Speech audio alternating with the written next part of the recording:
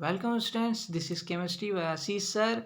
And बच्चों, आज हम पढ़ने जा रहे हैं एनसीईआरटी एग्जाम्पलर के क्वेश्चंस। उनको हम सॉल्व करेंगे। जो एमसीक्यूज हैं हमारे पास, matter in our surrounding, chapter 1 of class 9th। बच्चों, इस चैप्टर के हम एनसीईआरटी के एग्जाम्पलर एमसीक्यूज हम आज सॉल्व करेंगे। एंड अगर आपने इसके बच्चों वीडियो लेक्चर नहीं देखे हैं इस चैप्टर के, तो वो मैंने लिंक आपको डिस्क्रिप्शन में दे दिया है बच्चों, वहाँ से आप इसको देख सकते हैं। सो स्टार्ट करते हैं बच्चों अपना पार्ट 1 यहाँ पर एनसीईआरटी एग्जाम्पलर के क्वेश्चंस का। सो बच्चों, फर्स्ट क्वेश्चन है अपने पास, which one of the following set of phenomena will increase on rising the temperature. अगर बच्चों हम टेम्परेचर को इंक्रीज करें तो इसमें से कौन सी प्रोसेस, कौन सा फिनोमेना इंक्रीज होगा अगर हम बच्चों टेम्परेचर को इंक्रीज करते हैं। सो आपने याद रखना है कि टेम्परेचर जब भी इंक्रीज होता है बच्चों, काइनेटिक एनर्जी सब्सटेंसेस की इंक्रीज हो जाती है। सो डिफ्यूजन क्या इंक्रीज होगा? यस, डिफ्यूजन इंक्रीज होगा। इवेपोरेशन भी इंक्रीज होगा। बच्चों, टेम्परेचर इंक्रीज करने से डिफ्यूजन बिल्कुल इंक्रीज होगा, क्योंकि डिफ्यूजन क्या होता है, इंटरमिक्सिंग होती है पार्टिकल्स की। एंड इंटरमिक्सिंग फास्ट हो जाती है जब सब्सटेंसेस पार्टिकल्स का इंक्रीज हो जाता है, जब उनका टेम्परेचर बच्चों सब्सटेंसेस का इंक्रीज हो जाता है, तो टेम्परेचर इंक्रीज होने से काइनेटिक एनर्जी इंक्रीज हो जाती है। सो इवेपोरेशन भी यहाँ पर इंक्रीज होगा टेम्परेचर से। हमने पढ़ा हुआ था इवेपोरेशन के कौन कौन से फैक्टर्स होते हैं जिसको अफेक्ट करते हैं। जो उसमें टेम्परेचर हमने पढ़ा था कि डायरेक्टली प्रोपोर्शनल होता है रेट ऑफ इवेपोरेशन के। थर्ड है बच्चों अपने पास कंप्रेशन ऑफ गैसेस। क्या गैसेस को टेम्परेचर इंक्रीज करके उनको कंप्रेस किया जा सकता है? नहीं, क्योंकि जब काइनेटिक एनर्जी गैस पार्टिकल्स की ज़्यादा हो जाएगी टेम्परेचर इंक्रीज करने से, तो वो एक दूसरे से दूर भागने लगेंगे। सो कंप्रेस कैसे हो सकते हैं? सो कंप्रेशन तो बिल्कुल अपोजिट हो जाएगा उसके। जब आप टेम्परेचर को डिक्रीज करेंगे तभी कंप्रेशन हो सकता है। सो यहाँ पर कंप्रेशन वाला जो ऑप्शन है वो बिल्कुल आपका गलत हो जाता है। सो आप इसमें ढूंढ सकते हैं कि फोर्थ में भी कंप्रेशन ऑफ गैसेस है, वो भी गलत हो जाएगा। Compression of gases second option में भी है, सो वो भी ऑप्शन गलत हो जाएगा। इस तरह से बच्चों आप ऑप्शंस को एलिमिनेट कर सकते हैं। यहाँ पर ऑप्शन एलिमिनेशन आप अपना सकते हैं कि कंप्रेशन ऑफ गैसेस बिल्कुल अपोजिट है इंक्रीज ऑफ टेम्परेचर के। जैसे आप टेम्परेचर को इंक्रीज करोगे, क्या गैसेस कंप्रेस होंगी? नहीं बच्चों, गैसेस तो एक्सपेंड होंगी। जैसे टेम्परेचर बढ़ाओगे काइनेटिक एनर्जी बढ़ेगी, गैसेस एक्सपेंड हो जाएंगे। सो यहाँ पर अपने पास जो सही ऑप्शन आता है ऑप्शन नंबर सी आता है। इवेपोरेशन डेफिनेटली इंक्रीज होगा on increasing the temperature, rate of evaporation increases. Diffusion भी बच्चों जो इंटरमिक्सिंग है वो भी इंक्रीज होगी पार्टिकल्स की। एंड एक्सपेंशन होगा बच्चों गैसेस का। यस, गैसेस क्या होंगी? एक्सपेंड हो जाएंगी। एक्सपेंड होने का मतलब क्या है कि गैसेस फैल जाएंगी जब उनकी काइनेटिक एनर्जी बढ़ेगी। कैसे? जब उनका टेम्परेचर बढ़ेगा। सो ऑप्शन सी यहाँ पर बिल्कुल करेक्ट हो जाएगा। सेकंड क्वेश्चन की तरफ चलते हैं। सेकंड क्वेश्चन अपने पास, सेकंड क्वेश्चन आ रहा है बच्चों, Seema visited a natural gas compressing unit, natural gas compressing unit and found that the gas can be liquefied under the specific condition of temperature and pressure। उसने क्या देखा कि नेचुरल गैस को liquefy किया जा रहा है, उसको कंप्रेस किया जा रहा है। उसको लिक्विफाई हम कर रहे हैं टेम्परेचर एंड प्रेशर की कुछ कंडीशंस को इंटरचेंज करके, कुछ अफेक्ट करके उनकी कंडीशंस को हम क्या कर रहे हैं, हम उसको लिक्विड में चेंज कर रहे हैं। While sharing her experience with her friends she got confused, help her to identify the correct set of conditions. अब टेम्परेचर एंड प्रेशर की वो करेक्ट कंडीशंस कौन सी होंगी जिनसे हम नेचुरल गैस को क्या कर सकते हैं, लिक्विफाई कर सकते हैं। बच्चों, यहाँ पे लिखा हुआ है कि the gas can be liquefied. Can be liquefied का मतलब है बच्चों उसको कैसे लिक्विड में चेंज कर सकते हैं, गैसेस को लिक्विड में कैसे चेंज करेंगे। एंड किसको हम यहाँ पर अपनी प्रॉपर्टीज लेंगे, टेम्परेचर एंड प्रेशर को, उनको हम उनमें कुछ चेंजेस करके किस तरह से हम गैसेस को लिक्विड में चेंज कर सकते हैं। सो लिक्विड के पार्टिकल्स एक दूसरे के ज़्यादा, गैसेस के कंपैरिजन में फोर्स ऑफ अट्रैक्शन उनके पास ज़्यादा होता है। सो अगर हम गैसेस को लिक्विड में चेंज करना चाहते हैं तो गैसेस के पार्टिकल तो बिखरे हुए हैं, उनमें तो काइनेटिक एनर्जी बहुत ज़्यादा है, तो हमें क्या करना पड़ेगा, उनको कंप्रेस करना पड़ेगा। जब हम गैसेस के पार्टिकल्स को बच्चों कंप्रेस करेंगे, जब हम उनको और ज़्यादा प्रेशर उनमें लगाएंगे तो उससे क्या होगा, उसके पार्टिकल जो इधर उधर थे वो और ज़्यादा या क्या क्लोज आ जाएंगे आपके। इस तरह से पार्टिकल्स और ज़्यादा क्लोज आ जाएंगे जब उनको कंप्रेस करेंगे। अब बच्चों कंप्रेशन में प्रॉब्लम क्या है कि फ्रिक्शन होता है और उससे टेम्परेचर अपने आप सब्सटेंसेस का बढ़ने लगता है, और अगर इनका टेम्परेचर बढ़ा तो ये एक दूसरे से क्या होंगी, फिर दूर भागने लगेंगी। सो हमें क्या करना पड़ेगा, इनका टेम्परेचर कम करना पड़ेगा। इसको हम आइस बकेट या फिर इस तरह से किसी डिवाइस में रख करके हम इसको क्या कर सकते हैं, इसका टेम्परेचर मेंटेन कर सकते हैं, या तो टेम्परेचर हम इसका कम कर सकते हैं। यस, टेम्परेचर डिक्रीज कर सकते हैं एंड प्रेशर तो हमको बहुत ज़्यादा लगाना ही पड़ेगा। सो ऑप्शन इसके अकॉर्डिंग अपने पास हो जाते हैं, हमें हाई प्रेशर चाहिए। सो बच्चों high pressure C and D आपके पास दो ऑप्शन है, एंड हाई प्रेशर के साथ हमें टेम्परेचर कम से कम करना है, बिकॉज टेम्परेचर कम होने से काइनेटिक एनर्जी कम हो जाएगी और पार्टिकल्स आसानी से लिक्विड स्टेट में चेंज हो जाएंगे। सो हाई प्रेशर के साथ हमें लो टेम्परेचर चाहिए। बच्चों आंसर हमको अपना मिल गया है, आंसर है option C, low temperature with high pressure. Pressure बहुत ज़्यादा बढ़ाइए, उससे क्या होगा, पार्टिकल्स एक दूसरे के बहुत ज़्यादा क्लोज आ जाएंगे, एंड टेम्परेचर को कम कीजिए। टेम्परेचर कम करने से उनकी काइनेटिक एनर्जी भी कम हो जाएगी एंड वो बहुत जल्दी से अट्रैक्ट होंगे और लिक्विड में चेंज हो जाएंगे। सो बच्चों इस तरह से हम जो हमारे घरों में जो गैस सिलेंडर्स होते हैं उसके अंदर जो एलपीजीज होती हैं वो लिक्विड स्टेट में होती हैं बच्चों, क्योंकि वो बहुत ज़्यादा कंप्रेस्ड होती है, और जैसे हम गैस में बर्नर ऑन करते हैं तो वो क्या हो जाता है, प्रेशर रिलीज होता है और वो गैसेस फॉर्म में बाहर आ जाती है। सो बच्चों ऑप्शन सी करेक्ट हो जाएगा। थर्ड क्वेश्चन की तरफ बढ़ते हैं। थर्ड क्वेश्चन अपने पास, the property to flow is unique to fluids. Yes, जो हमने पढ़ा था कि प्रॉपर्टीज क्या है सॉलिड लिक्विड गैसेस की, तो लिक्विड एंड गैसेस में हमने कुछ पढ़ा था कि वो फ्लो कर सकती हैं। क्या लिक्विड फ्लो कर सकते हैं बच्चों? नहीं। आपके आसपास अभी रूम टेम्परेचर पर इतनी सारी चीज़ें हैं, मैंने अपने सामने एक बुक रखी हुई है, कॉपी रखी हुई है, क्या वो फ्लो कर रहे हैं? नहीं बच्चों, वो फ्लो नहीं कर रहे हैं। सो आपके आसपास अभी जितनी भी सॉलिड चीज़ें हैं क्या वो फ्लो कर रही हैं? बिल्कुल नहीं। वो अपनी ही नेचुरल, उनकी जिस तरह की शेप है, जिस तरह का साइज है, उसी शेप एंड साइज में है। सो सॉलिड तो कभी फ्लो कर ही नहीं सकते।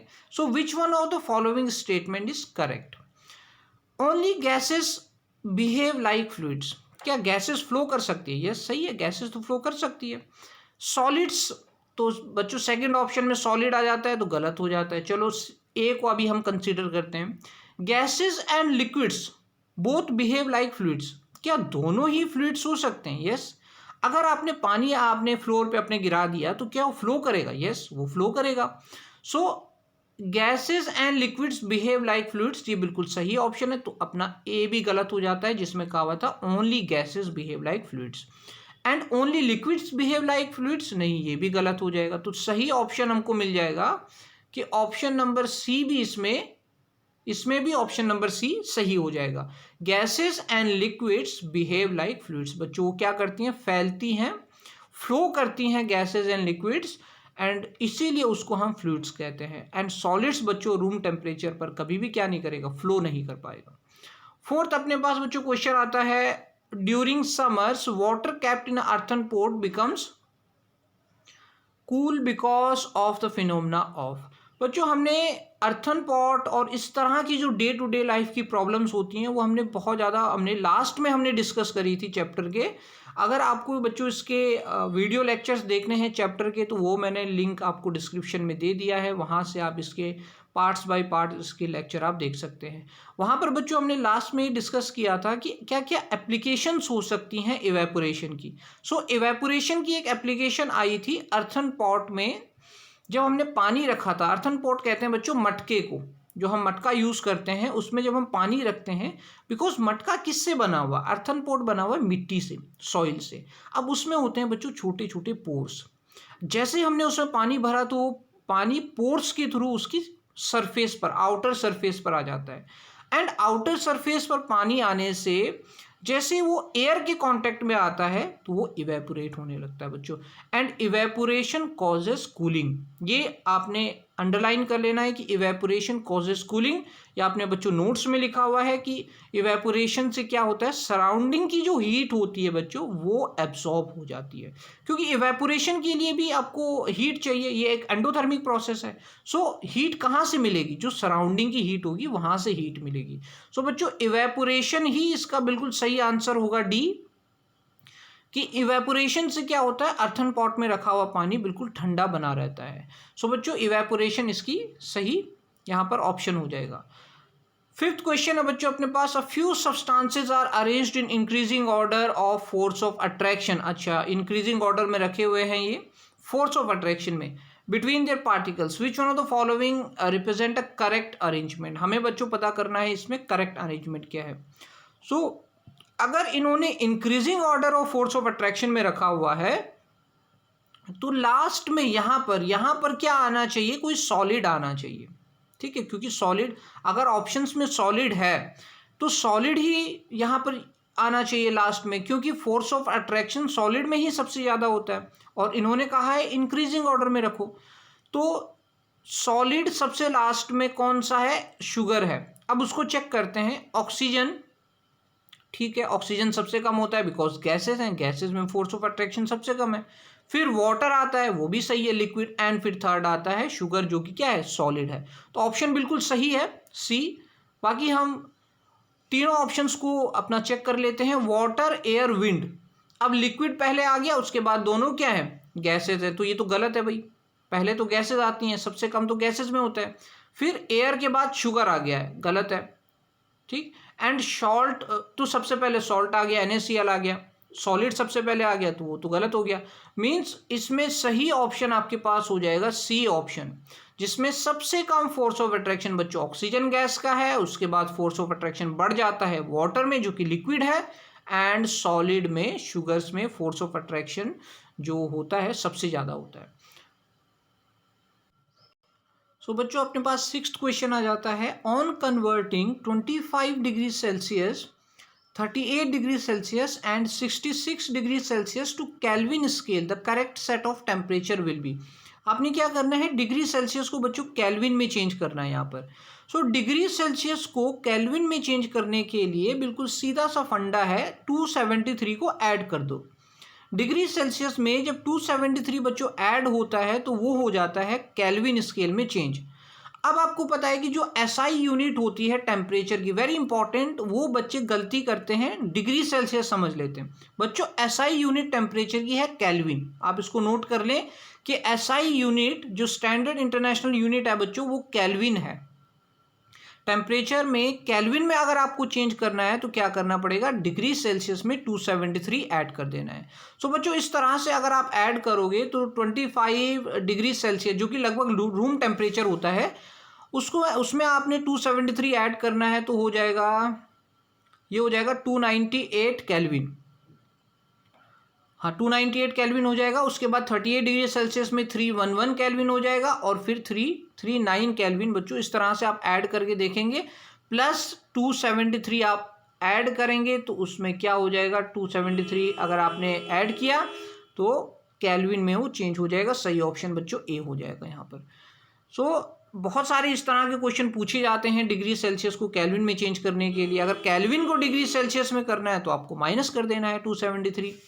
बच्चों वैसे 273.16 लिखा जाता है, बट हम यहाँ पर सिंपली 273 लेके चल रहे हैं क्योंकि ऑप्शन के अकॉर्डिंग भी वही है। Choose the correct statement of the following. चलो भाई करेक्ट स्टेटमेंट क्या हो सकता है इसके अंदर, conversion of solid into vapours without passing through liquid state is called vaporisation. बच्चों पहले तो वेपोराइजेशन को याद करें कि हमने लेक्चर्स में वेपोराइजेशन क्या पढ़ा हुआ है। वेपोराइजेशन पढ़ा हुआ है कि वेपर्स, आप वेपोराइजेशन की लिक्विड जो है वेपर में चेंज होता है। लिक्विड कहाँ जाएगा, वेपर में। तो conversion of solid into vapour थे तो बिल्कुल गलत हो जाएगा। And conversion of vapours into solids, ठीक है भाई, वेपर्स कहाँ जा रही हैं, सॉलिड में जा रही है, without passing through liquid state is called sublimation. तो बच्चों बिल्कुल सही स्टेटमेंट है आपके पास, बिल्कुल सही ऑप्शन है कि लिक्विड कहाँ जा रहा है, लिक्विड जो वेपर्स हैं वो सॉलिड में जा रही हैं without passing through liquid state. हमने पढ़ा था बच्चों सॉलिड अगर वेपर्स में चेंज होता है या फिर वाइस वर्सा, मीन्स वेपर्स भी सॉलिड में चेंज होती हैं, तो उन दोनों प्रोसेस को ही सब्लिमेशन कहते हैं बच्चों। एनसीईआरटी में लिखा हुआ है कि the process of changing solid into vapours and vice versa means vapour भी सॉलिड में चेंज होती हैं, तो बच्चों उसको कहते हैं सब्लिमेशन। सो अपना आंसर यहाँ पर बी हो जाएगा। बाकी हम चेक कर लेते हैं कि conversion of vapours into solids without passing through liquid state is called freezing, तो ये भी गलत हो जाएगा भाई। फ्रीजिंग में क्या होता है, लिक्विड किस में जाता है, सॉलिड में जाता है। Conversion of solid into liquid is called sublimation, नहीं भाई ये भी गलत है। सॉलिड लिक्विड में तो कभी सब्लिमेशन होगा ही नहीं, सॉलिड से लिक्विड में नहीं जाता है। सो अपने पास इसका सही ऑप्शन आ जाता है ऑप्शन नंबर बी, सब्लिमेशन वाला। ठीक है बच्चों। उसके बाद 8th में हम आ जाते हैं। अपने 8th क्वेश्चन में कहा हुआ है, अगेन वही क्वेश्चन है बच्चों इंपॉर्टेंट।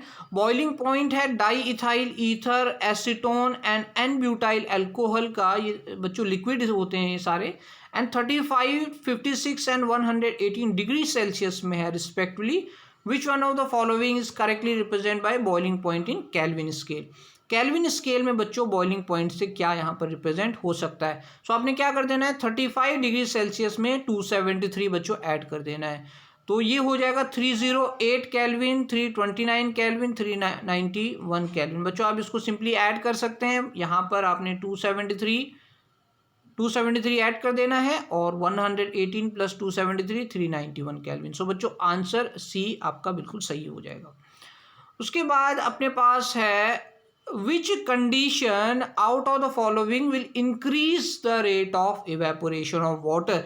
बच्चों हमने 4 फैक्टर्स को पढ़ा हुआ था कि जो रेट ऑफ इवेपोरेशन को अफेक्ट करते हैं। बच्चों एक बार रिवाइज करते हैं। टेम्परेचर हमने पढ़ा था, टेम्परेचर के बाद surface area, wind speed and humidity.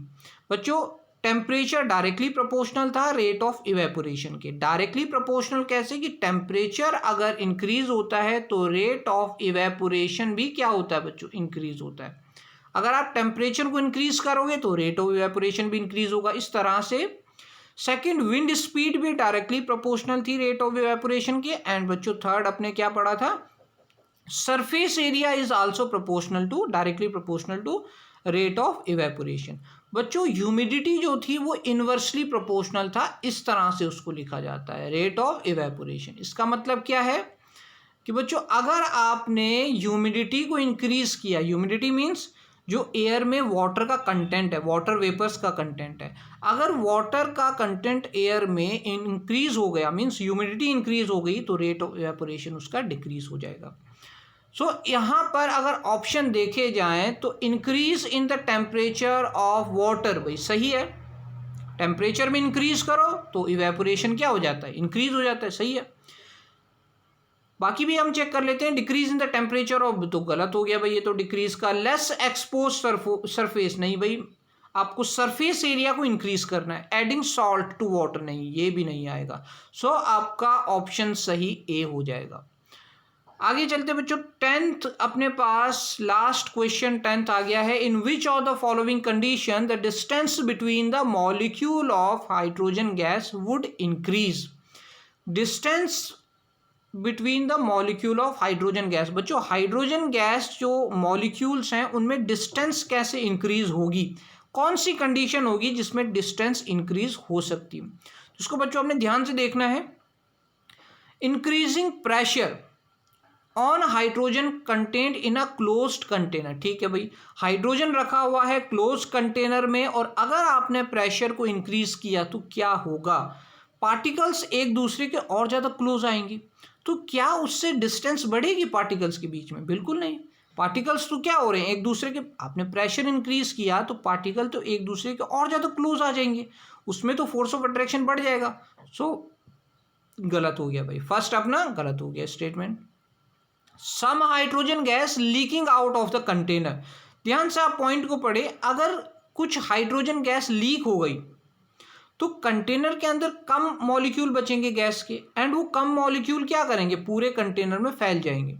सो पहले अगर उसमें 5 लीटर हाइड्रोजन गैस थी और अब लीक होने के बाद 3 लीटर बची है, तो 3 लीटर क्या होगी, आसानी से और ज़्यादा क्या कर सकती है, उनके बीच डिस्टेंस बढ़ जाएगी।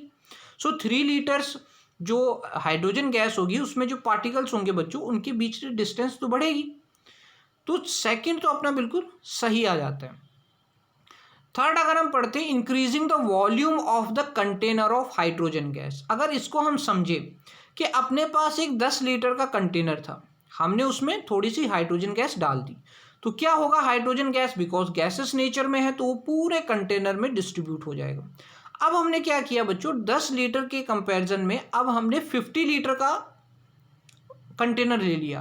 अब हमने जब 50 लीटर का कंटेनर लिया तो वॉल्यूम बढ़ गया, मीन्स जो पार्टिकल्स थे एक दूसरे के और ज़्यादा दूर जा सकते हैं, एक दूसरे से दूर जा सकते हैं। सो उनमें फोर्स ऑफ अट्रैक्शन कम हो जाएगा और डिस्टेंस उनकी बढ़ जाएगी, क्योंकि गैसेस की प्रॉपर्टी होती है कि वो पूरे कंटेनर में फैल जाते हैं और जितना बड़ा कंटेनर होगा उतनी ज़्यादा उनके बीच की डिस्टेंस बढ़ेगी। सिंपल है।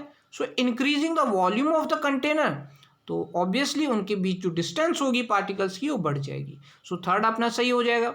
फोर्थ देखना है बच्चों, adding more hydrogen gas to the container without increasing the volume of the container. अब बच्चों इसको कंडीशन को अगर हम समझे, अपने पास 10 लीटर का कंटेनर है, पहले आपने उसमें 2 लीटर हाइड्रोजन गैस को डाला, फिर आपने एडिंग मोर हाइड्रोजन गैस, अब आपने उसमें 5 लीटर हाइड्रोजन गैस को डाल दिया। तो अब आप ये बताइए कि 2 लीटर में या 5 लीटर में किसके अंदर मॉलिक्यूल ज़्यादा दूर होंगे एक दूसरे से? यस, 2 लीटर में।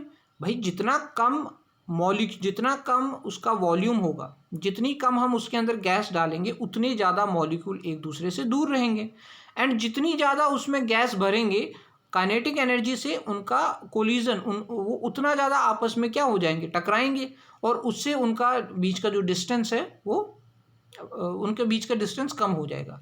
सो एडिंग मोर हाइड्रोजन, सो बच्चों अगर हमने हाइड्रोजन को ऐड किया विदाउट इंक्रीजिंग द वॉल्यूम, अब हम कंटेनर का वॉल्यूम भी नहीं बढ़ा रहे हैं, सो क्या हो जाएगा, डिस्टेंस उनके बीच नहीं इंक्रीज होगी। सो फोर्थ अपना गलत हो जाएगा। सो सेकंड एंड थर्ड से अपना option C, option number C यहाँ पर सही हो जाएगा कि हम क्या करेंगे, हाइड्रोजन गैस को लीक कर लेंगे कंटेनर से, उससे क्या होगा, गैस का अमाउंट कम होगा और गैस के पार्टिकल्स के बीच की डिस्टेंस और ज़्यादा बढ़ जाएगी।